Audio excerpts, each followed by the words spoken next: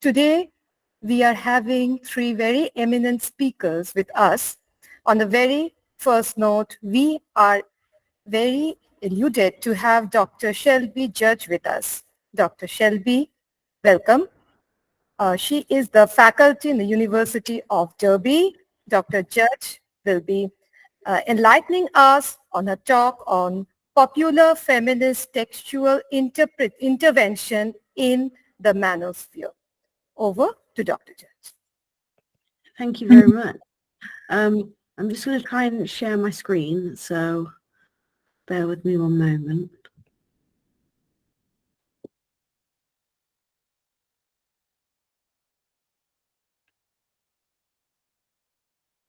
Sorry.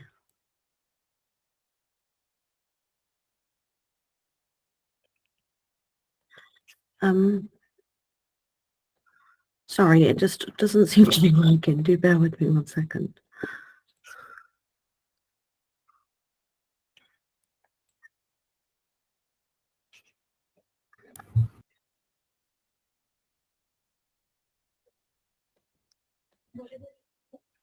Yes, it's visible, ma'am. Oh, so you can see my screen? No, we are afraid we can't see the presentation. Okay, sorry, just give me one moment. Let me see if I can. Sure, take your time.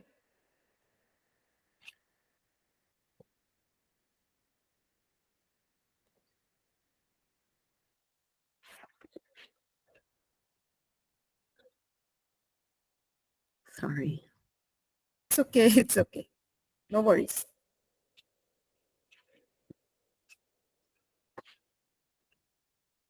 Can you see this? Not yet.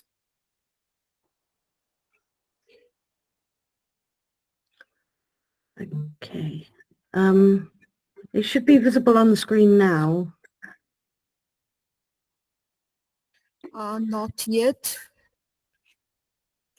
Okay, in the interest of time, I figure I'll just talk and then I can share the slides afterwards, if that suits everyone.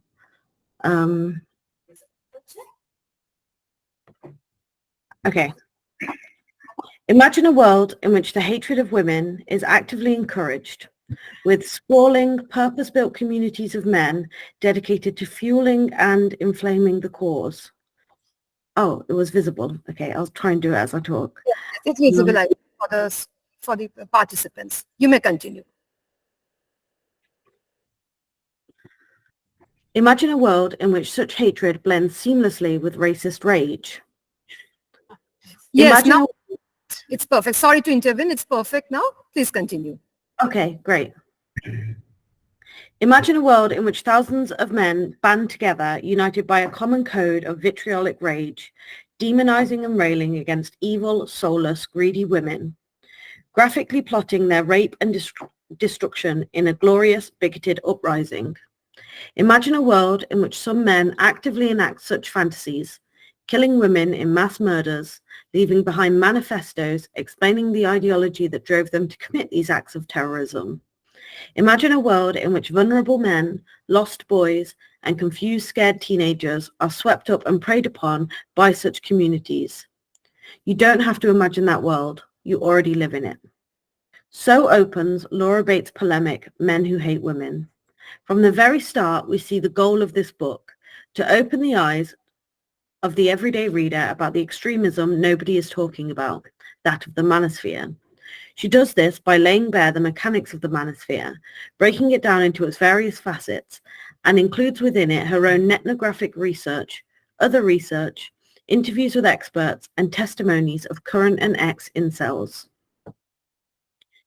The opening of Caitlin Moran's 2023 book, What About Men, is similarly illustrative. It opens with the author being asked, time and again, the main question. At first, she laughs off the question, and then she begins to think about it in more depth, and then she writes a book about it. The book really is the author's own reflection on the key issues facing men today, or more accurately, Moran's opinion on her male friends' lives, considering that her interview pool appears to be 4 middle-aged, middle-class Caucasian men, one of whom is her husband, and the others being her husband's friends. She also includes an interview with her daughter's 20-year-old male friend to speak to the issues that all boys face surrounding the pornographic cyberculture. Nevertheless, she does address the increasing prevalence of the manosphere, so we will look at how she does so here. In this paper, I ask what specific value there is in researching online extremism via feminist nonfiction for general audiences, which I position as one of the most significant sites of feminist activism with regard to the manosphere.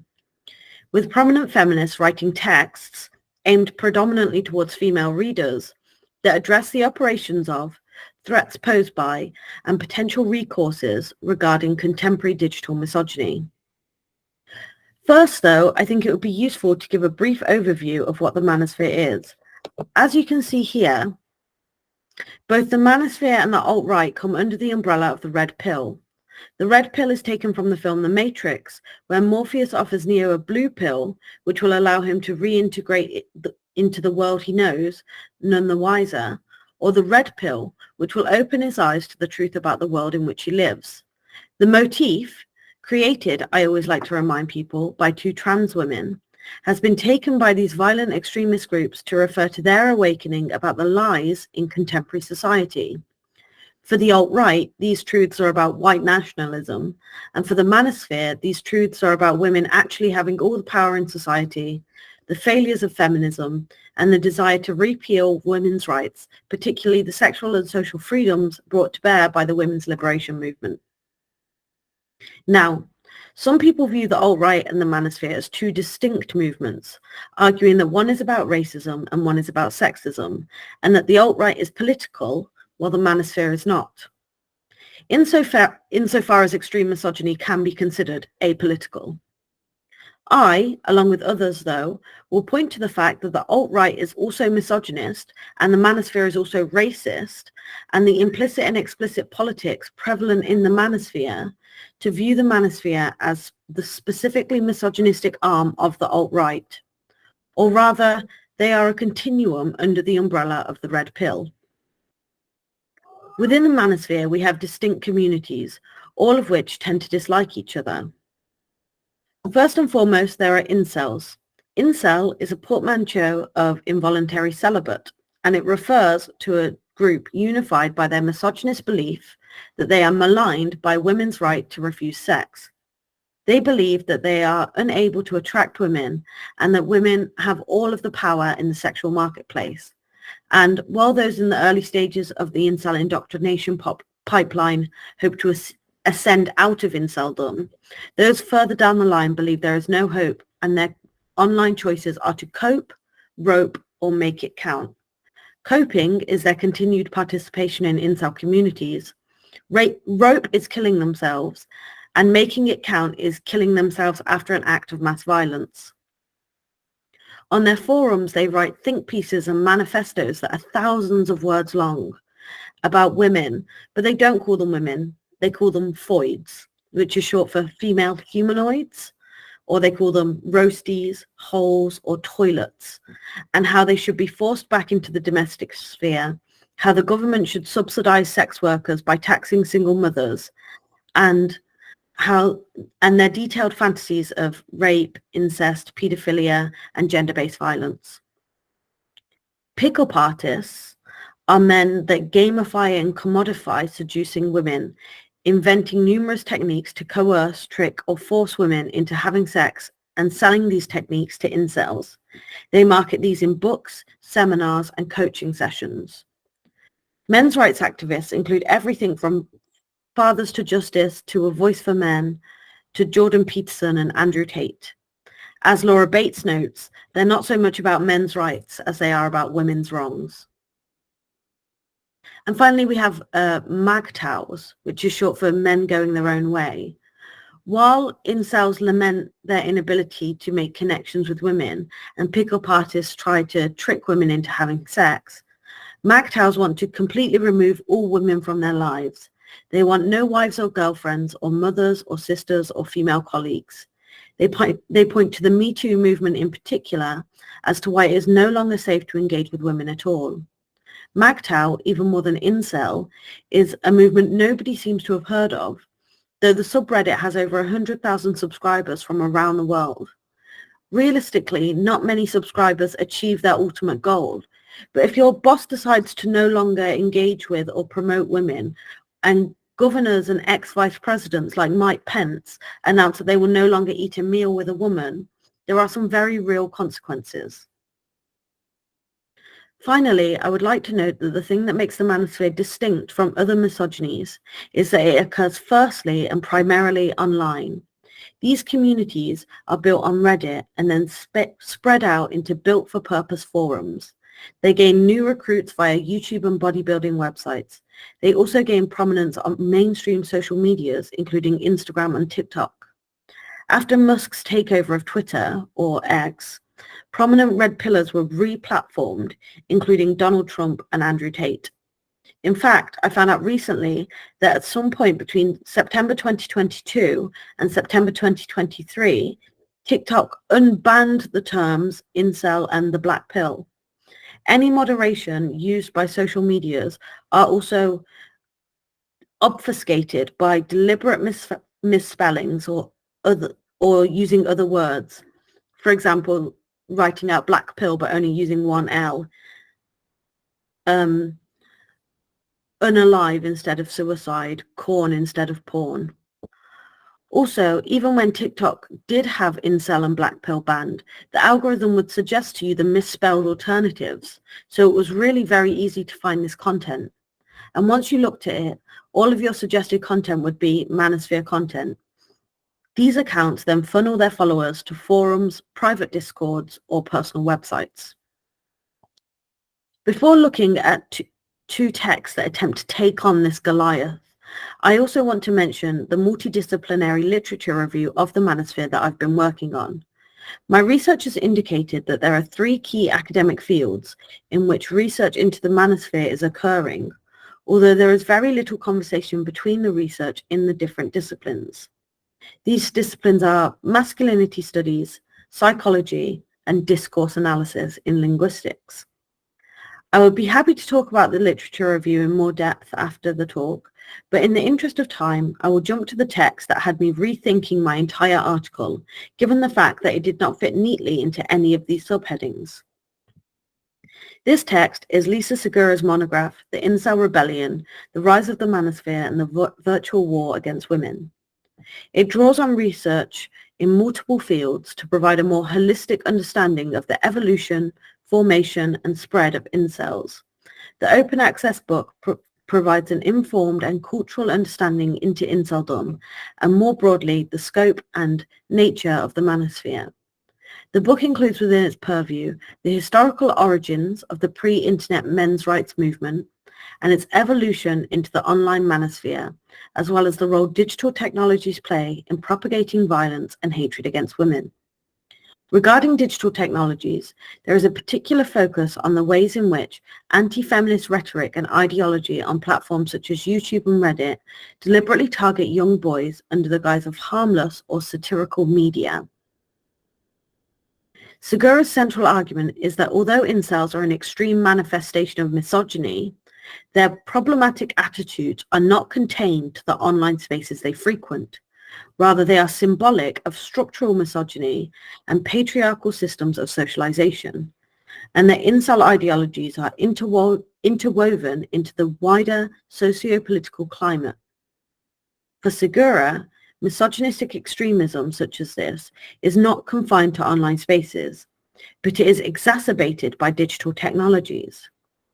The research was undertaken utilizing a dual methodology of online ethnography, also known as a netnography, and semi-structured interviews with self-identified incels and ex-incels. The interviews are peppered throughout the chapters, adding personal insights into the phenomena found and presented via the netnography.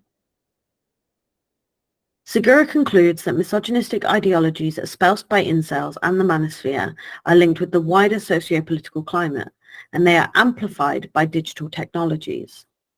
In my conclusion to this article, I specify that a key field that has been omitted from the scope of the literature review is extra academic writing on the manosphere. That is to say, texts that have been written for a wider audience. However, I note that had I included a section on this, Segura's The Incel Rebellion would also fit into that section, given that the text is deliberately accessible, both in its writing style and in its free access on Amazon Books, meaning that it has a wider reach. So let's return to the texts I deliberately omitted from the literature review, because I think they should be studied as their own phenomenon. Non-fiction texts for general audiences, written by famous feminists that address the manosphere. I'm going to divide this into two focus points.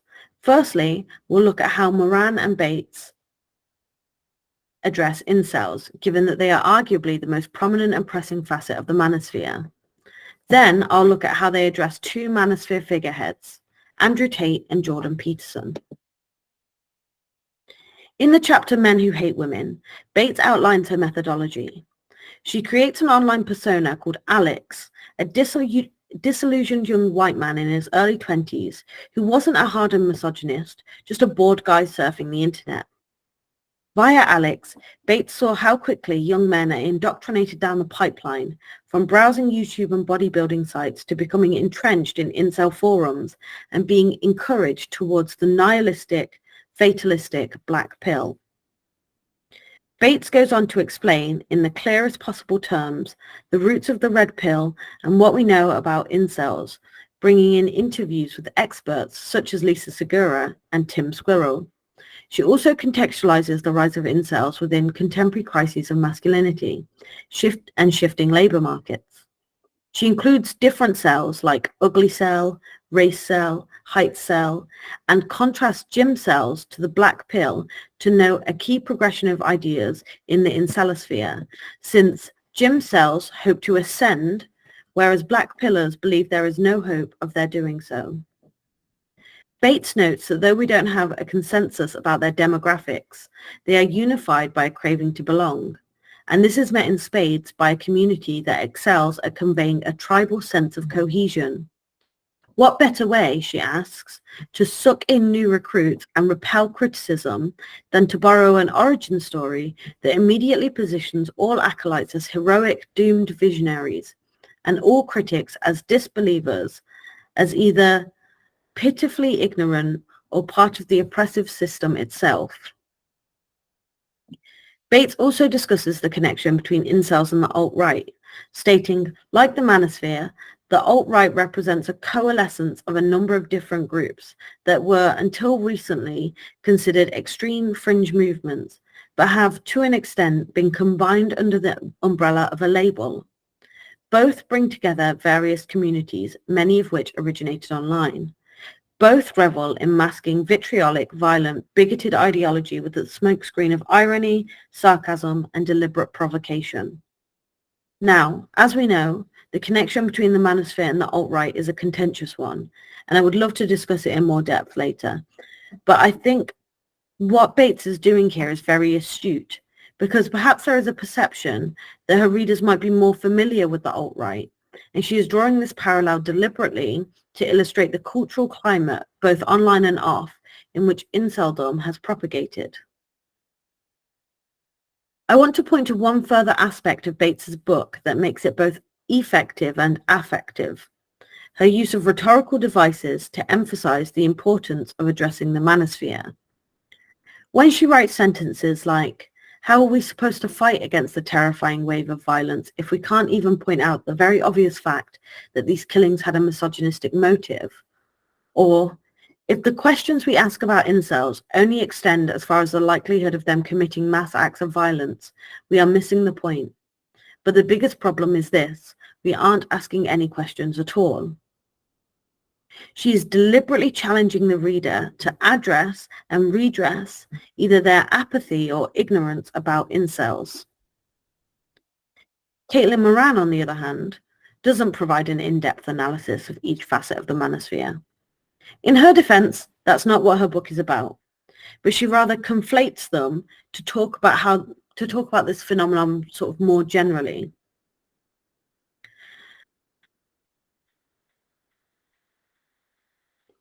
In the chapter on the friendships of men, Moran suggests that the manosphere results from men being socialized not to form intimate male friendships.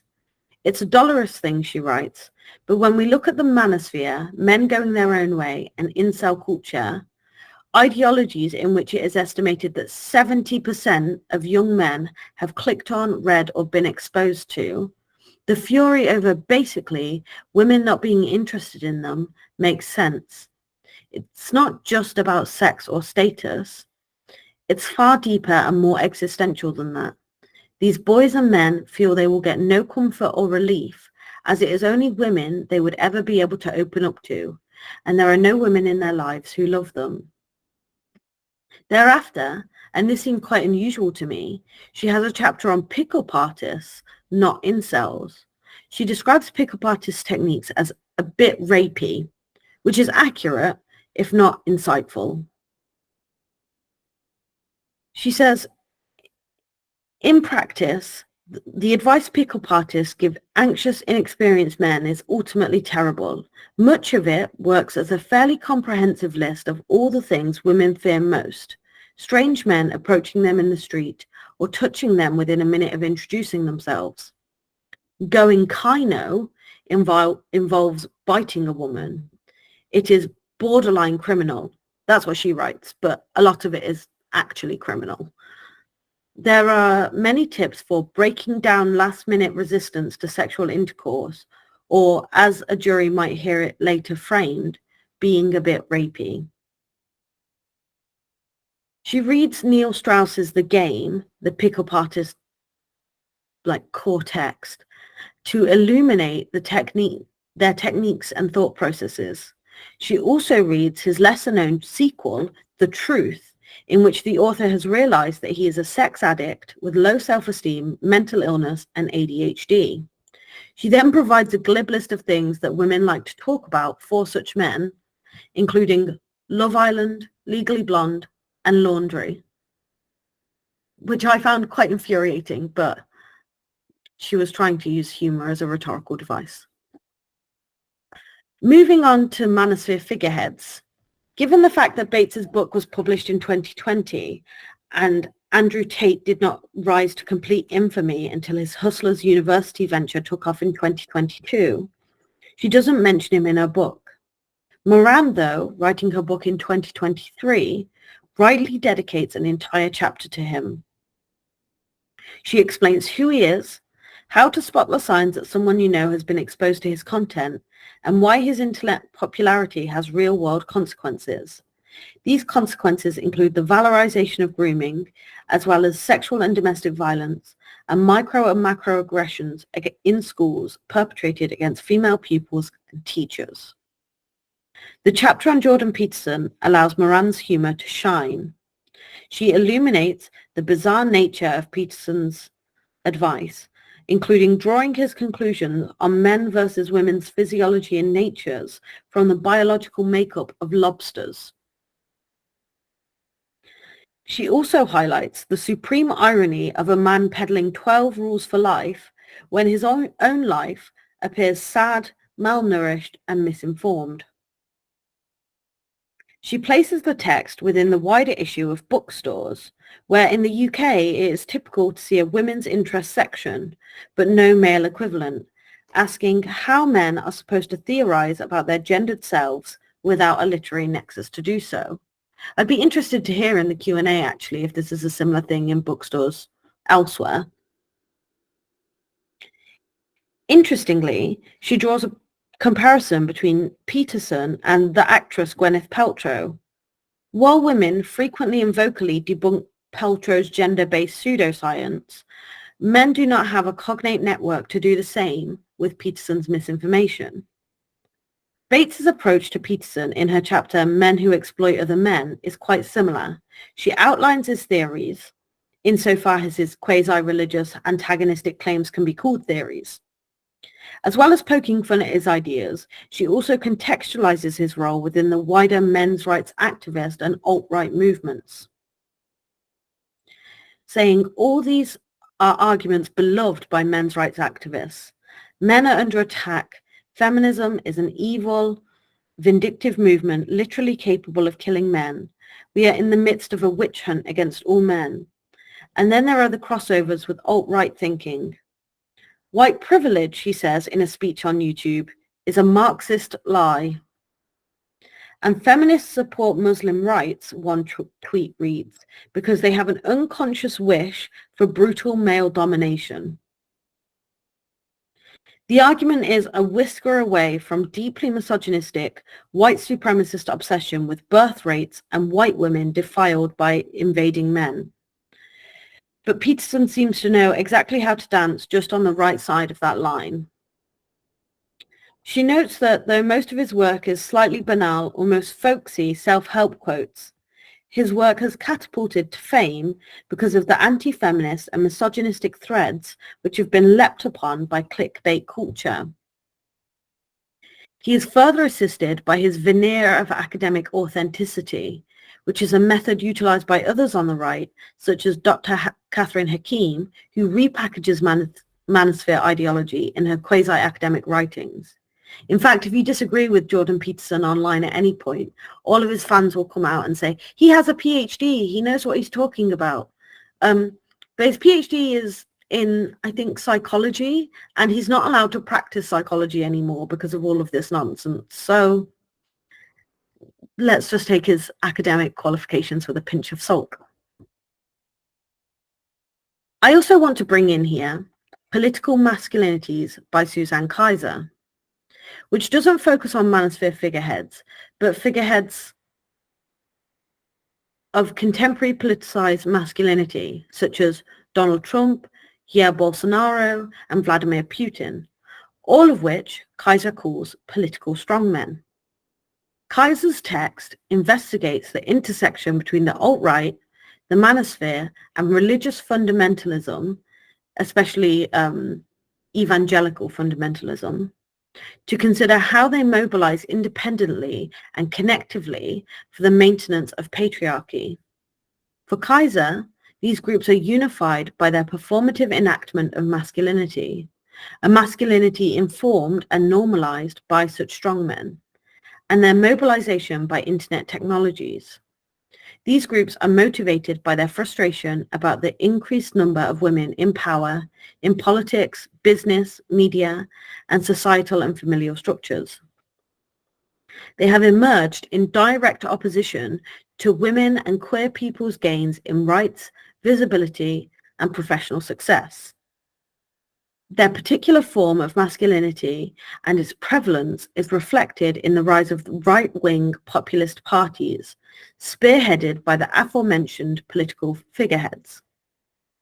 Broadly, whether the issue at hand concerns abortions, violence against women, gender mainstreaming, marriage and adoption rights for all, or gender studies, claims to dominance and privilege associated with mostly white masculinity are fiercely defended, and the political dimension of this defense is comprised of the strongmen figureheads and their right-wing populist parties.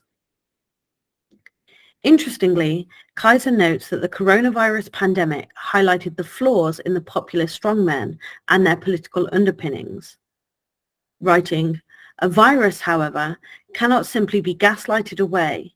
It will remain and spread unless measures are taken against it. This is to say that the pandemic demonstrated the limits of the politics of toxic masculinity, and the political gestures of strongmen such as Trump, Bolsonaro, and Putin, and the male domination associated with these figures were interrogated and criticized during the pandemic. Rather than looking at singular cultural figures such as Andrew Tate or Jordan Peterson, Kaiser's text investigates political figureheads and the global ideological and financial connections between them.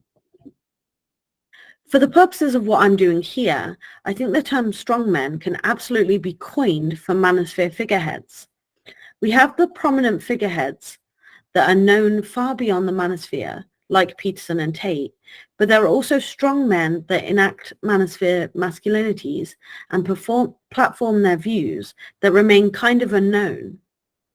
Right now, you can especially find these Manosphere strongmen on podcasts like the Fresh and Fit podcast and the Whatever podcast. Both are interesting because, kind of like TV personality Donald Trump, they built their following in different spaces before wading into the red pill. The Fresh and Fit podcast started, as you might guess, as bodybuilding content. While this might seem random, actually a lot of the Manosphere specifically targets men on bodybuilding websites, tying into the same messaging about improving self-esteem and attracting women, although they rebrand it within the Manosphere as looks-maxing. The Whatever podcast was part of that YouTube boom of prank content, where pranks were often really mean-spirited. As that trend waned, some YouTubers lost their following, but the Whatever group pivoted into the Manosphere in keeping with their method of creating divisive content for engagement and their desire for fame or infamy online.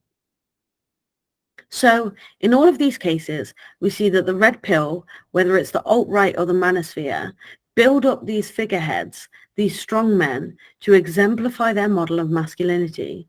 In some ways, it's Connell's exemplars of hegemonic masculinity for the digital age.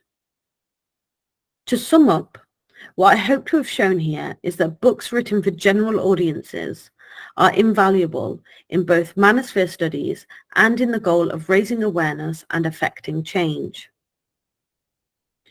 When I say they are operating in the same playing field as Manosphere influencers, please do not misunderstand me. I'm not advocating for getting into fights with Manosphere people online. I personally don't have the time or the energy for that. Although activism and vigilantism done by accounts like Expel Incels, Take Down MRAs, the Tinder Translator, and the podcast Manosphere Debunked are also making strides. I am saying, though, that the Manosphere operates in the public sphere, on social media and in books written for general audiences. So it only follows that What About Men, Men Who Hate Women, and the Incel Rebellion are key to countering the Manosphere. Thank you.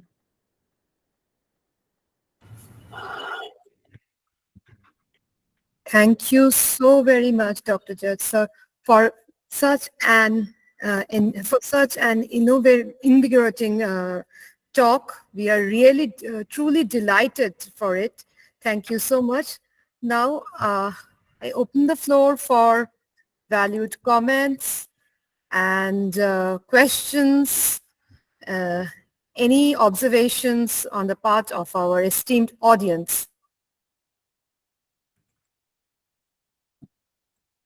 The interactive session is on.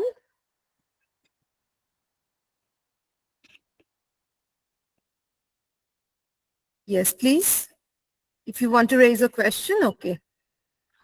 Let's ask.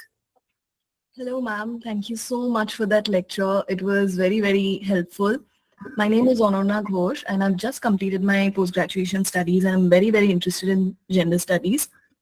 So I was wondering regarding the manosphere, which is largely prevalent on the digital landscape.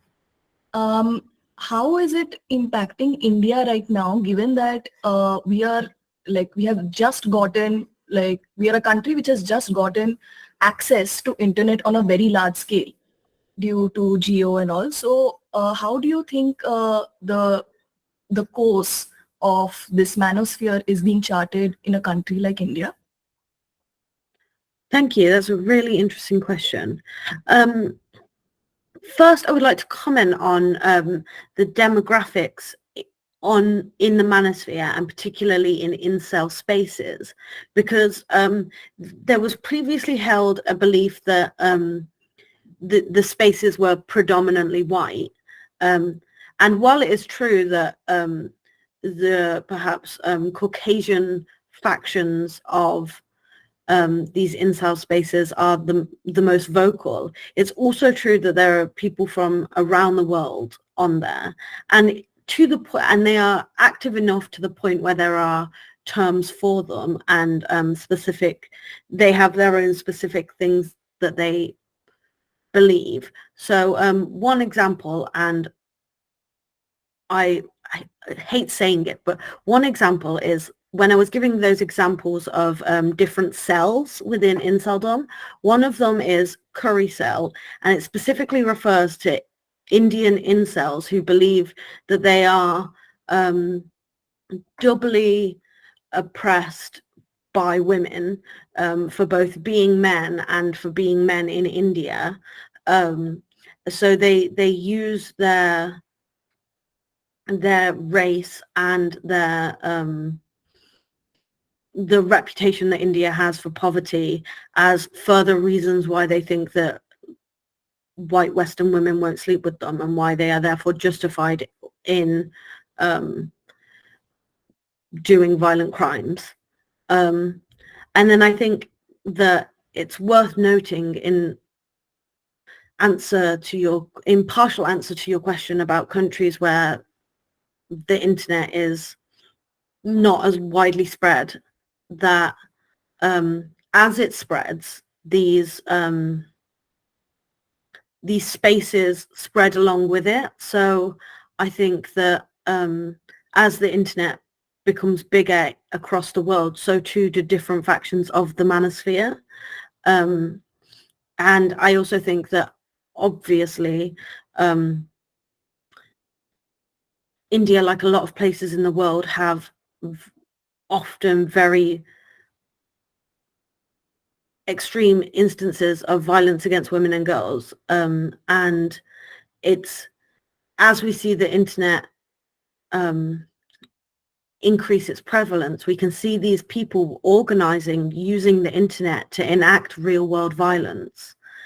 But I will also note that I am perhaps not the best person placed to undertake research into the role of the Manosphere specifically in India, because I don't have the background knowledge of the politics and the cultural mores that tie into it, which is why my focus is predominantly on the UK and North America. But I would love to welcome a collaboration with someone, and we could do a more global approach, and that would be amazing. Thank you very much, ma'am. Thank you. Any further questions? Please raise your questions or comments. Yes, we have a comment. Okay. In 2016, Peterson released a series of YouTube videos criticizing Canadian law that prohibited discrimination against gender identity and expression. Yeah, I can happily elaborate on that. So what you have to know about Jordan Peterson is that he is just looking for engagement. Every time someone clicks on one of his videos, or every time someone replies, whether they agree with him or not, he gets money. And this money, although say for one click it's like a penny, this adds up so quickly when he posts divisive things, which is why he chooses to post increasingly incendiary things, because not only do people who agree with him comment, but people who disagree with him vocally comment, and then they get into arguments, and each of those comments is more money in his pocket. And furthermore, the way that social media algorithms work, there's a term for it called agorithms, which means that they deliberately promote controversial content because it's got more comments. So it's like, this is the kind of thing that you want to see, which means that those increasingly extreme posts become more prevalent on everyone's news feeds, which in turn means that they get more engagement. And then so you can see how it sort of spirals, which is why a lot of the things that Jordan Peterson, this is just sort of generally for this point, but this is why a lot of the things that Jordan Peterson says are deliberately incendiary. It's for money, it's for attention. And yeah, I think in this case, he was tapping into the transphobia and homophobia and misogyny that had the foreground in this conversation. So like Canadian law says that it's like part of the Equality Act is that it's illegal to discriminate against people who express genders different to the one that they were born with, or if they express their gender in a specifically gendered way. So for example, trans people would be included in that, but so too would be women wearing skirts. Women wearing short skirts can't be discriminated against for wearing short skirts. This is a law, whether it's well enacted is a different thing. And basically Jordan Peterson went on this long rant basically about how this is a terrible thing, and how he wouldn't allow trans people in his classroom, and he wouldn't respect people's pronouns in his classrooms. And this is part of the series of events that led him to no longer be affiliated with the university. But yeah, I think that anything that someone like him posts, you have to think about in the context of them lining their pockets with cash.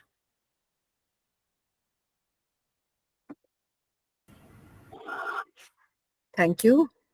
Thank you so much. Okay, any further questions, comments, valued comments on your part? We'll appreciate to have it.